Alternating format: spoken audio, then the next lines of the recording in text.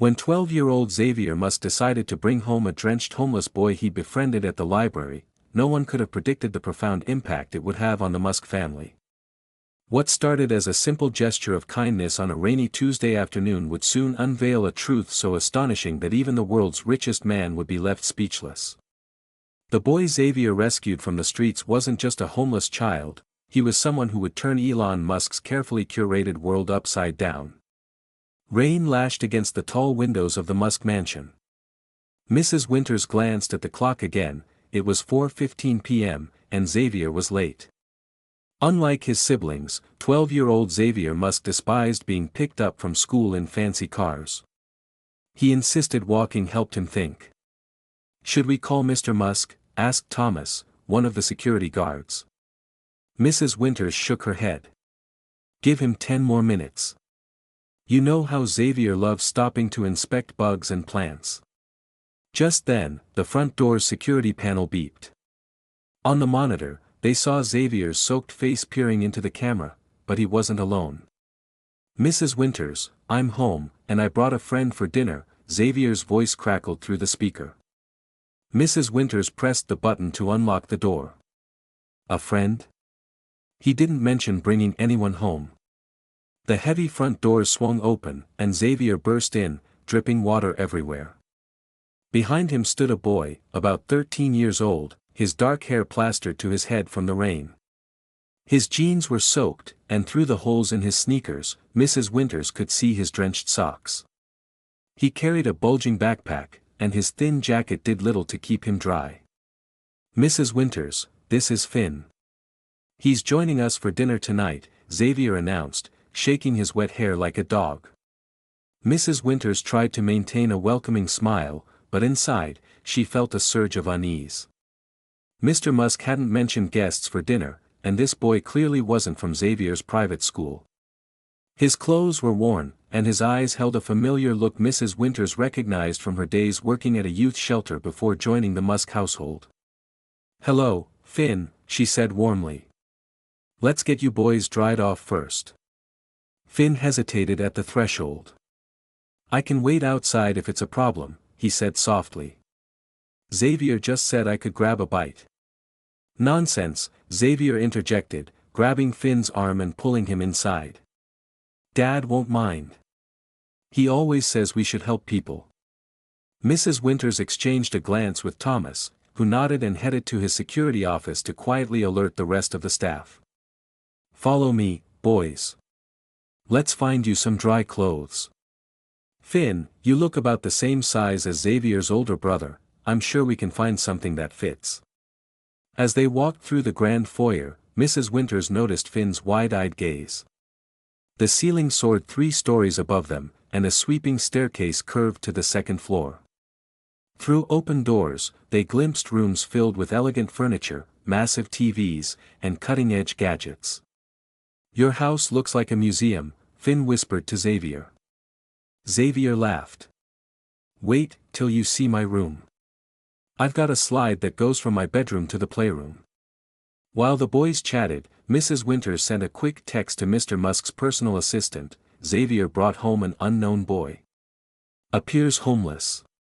Please advise." She led the boys to a spacious bathroom with heated floors and fluffy towels stacked on shelves. "Xavier, show Finn where everything is. I'll grab some dry clothes." In the hallway, Thomas was waiting. "I'm monitoring them via the security system," he said quietly. "The kid doesn't seem dangerous, but I've alerted the team." "Thank you, Thomas. Any word from Mr. Musk?" "His assistant says he's in a critical meeting about the Mars project. He can't be disturbed for at least an hour." Mrs. Winters sighed. "Well, I can't just toss the poor kid back out in the rain. Let's at least get him some food." She gathered dry clothes and returned to the bathroom door, knocking softly.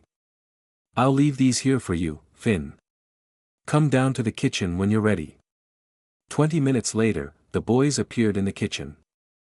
Finn wore jeans and a sweatshirt that were slightly too big but clean and dry. He clutched his wet clothes and shoes in a bundle, still gripping his backpack tightly. "You can put those in the dryer," Mrs. Winters offered, pointing to his damp belongings. "I'm fine," Finn replied, holding them closer. "This is good enough."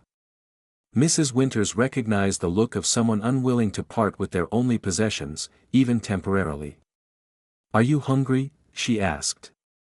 Finn nodded, his eyes fixed on a platter of sandwiches Chef Marco had quickly prepared, alongside fruits, chips, and cookies. "Come on," Xavier said, grabbing a sandwich for himself. "Chef Marco makes the best food ever."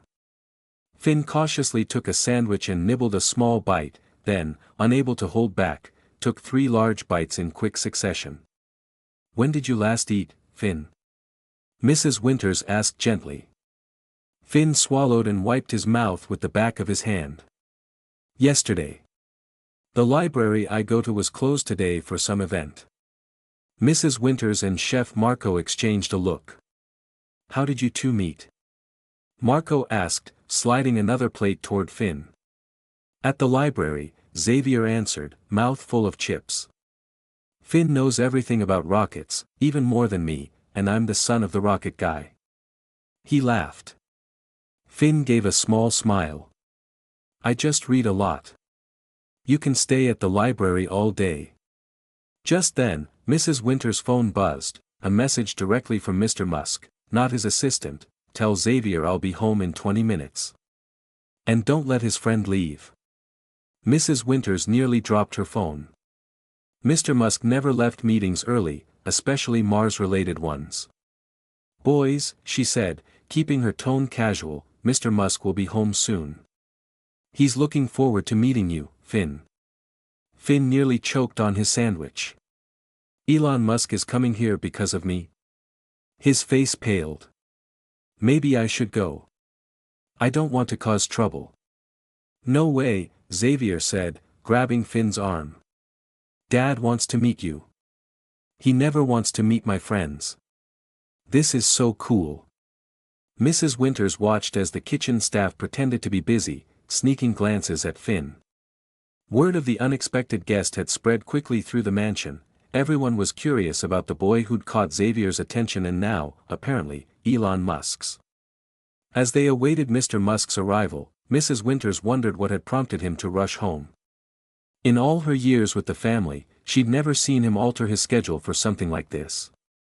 The minutes dragged on, and then they heard it, the faint hum of an electric car pulling into the garage. Mr. Musk was home. Silence fell over the kitchen as footsteps approached. Finn stared at the doorway, his half-eaten sandwich forgotten on the plate. Xavier bounced on his toes, eager to introduce his new friend. Mrs. Winters smoothed her apron and stood straighter. Everyone in the Musk household knew their boss valued efficiency and disliked wasted time. Whatever had brought him home early had to be significant. But when Elon Musk appeared in the doorway, he didn't stride in with his usual brisk energy. Instead, he paused, his gaze shifting from his son to the unfamiliar boy at the kitchen table. "Dad!" Xavier ran to his father. "You're early. This is Finn, the friend I told you about, the one who knows all about rockets." Elon placed a hand on Xavier's shoulder but kept his eyes on Finn. "Hello, Finn. I hear you're joining us for dinner tonight." Finn stood quickly, nearly knocking over his stool. "Sir, Mr. Musk, I didn't mean to be any trouble.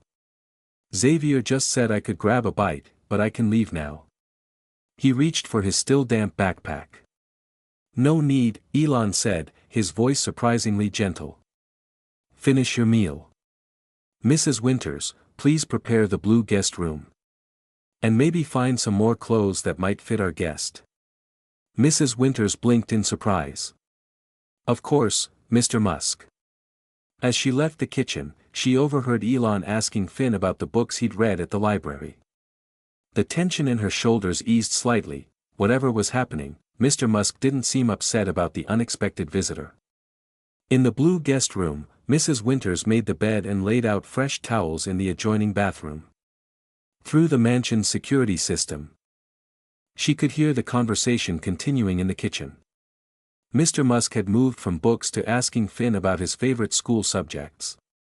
"I haven't been to school in a while," Finn admitted, his voice so quiet Mrs. Winters had to strain to hear through the monitor.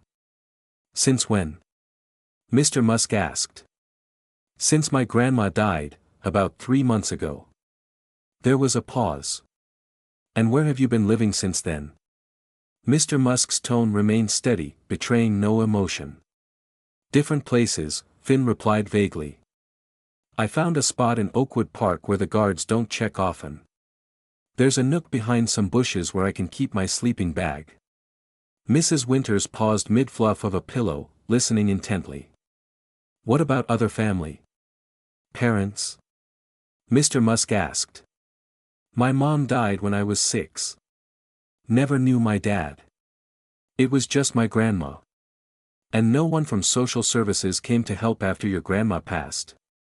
Finn's voice hardened slightly. "They wanted to put me in a home. I'd heard stories from kids at school about those places, so I didn't go with them. I took what I could carry and left before they came back." "That must have been scary," Xavier said, his voice full of awe. "Not as scary as going somewhere I didn't know anyone," Finn replied. "Besides, I manage. The library opens at 9, so I can stay there all day. They've got bathrooms to clean up in, a water fountain. Sometimes the librarian, Mrs. Peterson, brings extra food and forgets it at my table." "How did you and Xavier meet?" Mr. Musk asked. Mrs. Winters could hear the smile in Xavier's voice as he answered. "Sometimes I go to the library after school until my driver picks me up." Finn was reading this really old book on spaceship design, and I asked him about it. "He knows way more than the kids at my school, even more than my science teacher." "It's just because I have a lot of time to read," Finn said quickly. "The library has books on everything." Mrs. Winters finished preparing the room and headed back downstairs. As she neared the kitchen, she heard Mr. Musk asking more questions. "So, you've been eating?" "I had some money from selling my grandma's TV," Finn explained. "I buy stuff that doesn't need cooking." He hesitated. "Xavier's been bringing me food." "For how long?" Mr. Musk asked, turning to his son. Xavier looked at his feet.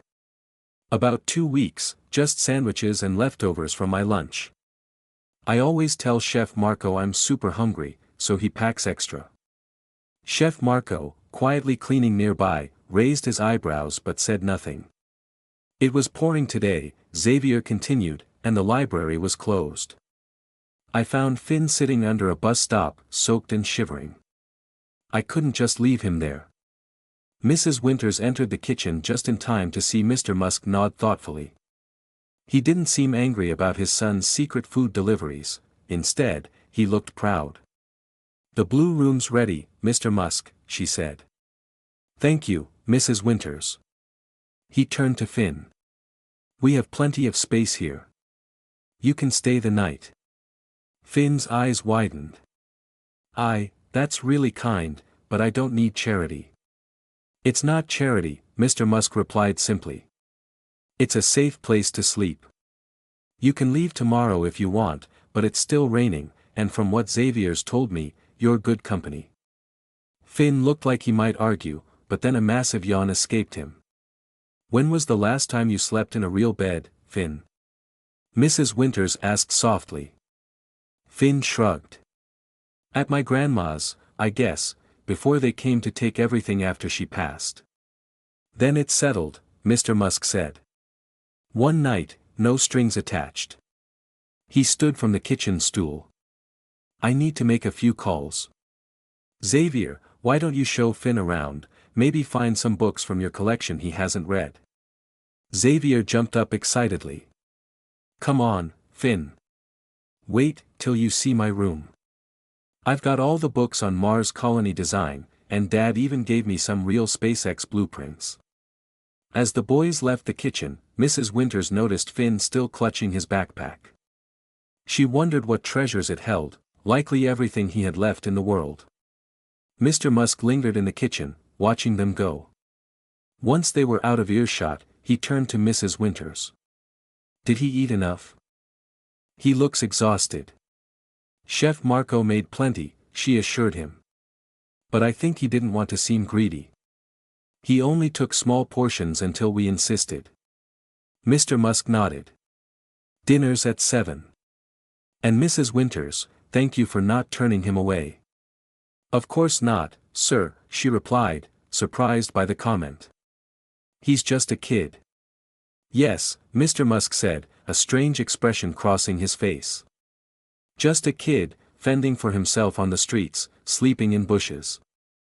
He pulled out his phone and headed to his office, already dialing. As he walked away, Mrs. Winters overheard him speaking to someone. I need a full background check. Name's Finn, no last name yet. Around 13 years old. Grandmother died 3 months ago. Mother passed when he was 6. Father unknown. Mrs. Winters turned to Chef Marco, who'd heard it too. Prepare his favorite dishes, she said quietly. Whatever Xavier says Finn likes, and make extra. Marco nodded. Already planned. That boy's far too thin. Upstairs, they heard Xavier's excited voice showing Finn around. For the first time in 3 months, Finn would sleep in a real bed tonight. What would tomorrow bring? Mrs. Winters wondered. With Elon Musk, you never could tell. At exactly 7 p.m., Mrs. Winters rang the small silver bell that called the family to dinner. Typically, Mr. Musk ate in his office or lab, too consumed by work to join his children. But tonight was different. He was already seated at the head of the long dining table when Xavier and Finn came downstairs. The other Musk children, both older and younger than Xavier, eyed Finn curiously as they took their seats. They'd heard the staff whispering about the strange boy their brother had brought home. Everyone, this is my friend Finn, Xavier announced proudly. Finn, this is my family. Finn nodded shyly, clearly uncomfortable with the attention. Mrs. Winters noticed his hair was now neatly combed, and Xavier had lent him a clean t-shirt with a rocket design. Sit here, Finn, Elon said, gesturing to the empty chair beside him, a spot usually reserved for important guests. Finn sat cautiously, looking overwhelmed by the array of silverware, 3 forks, 2 spoons, and 2 knives at each place setting. Just work from the outside in, Elon said quietly, or do whatever feels comfortable. No one here cares about fancy table manners. As Chef Marco served the first course, tomato soup with mini grilled cheese sandwiches, Elon's phone buzzed. He glanced at it, then did something Mrs. Winters had never seen. He turned it off completely and set it aside. So, Finn, Elon said as they began eating, Xavier tells me you're interested in aerospace engineering. Finn nearly choked on his soup. I just read about it, sir. I'm not an engineer or anything. What specifically draws you to it? Finn hesitated, staring at his bowl. I guess how rockets need to be perfectly balanced. Too heavy on one side, and the whole thing falls apart. Everything has to work together just right. Elon nodded thoughtfully. Balance is critical, in engineering and in life. The older children exchanged confused looks. Their father rarely spoke like this, especially with someone he'd just met. What else do you like to study? Elon asked. Finn began listing books he'd read, astronomy, physics, science fiction, growing more animated as he spoke. His shoulders relaxed, his voice gained strength. By the time Chef Marco brought out the main course, roasted chicken with mashed potatoes and green beans, Finn was explaining a theory he'd developed about efficient fuel consumption based on his readings.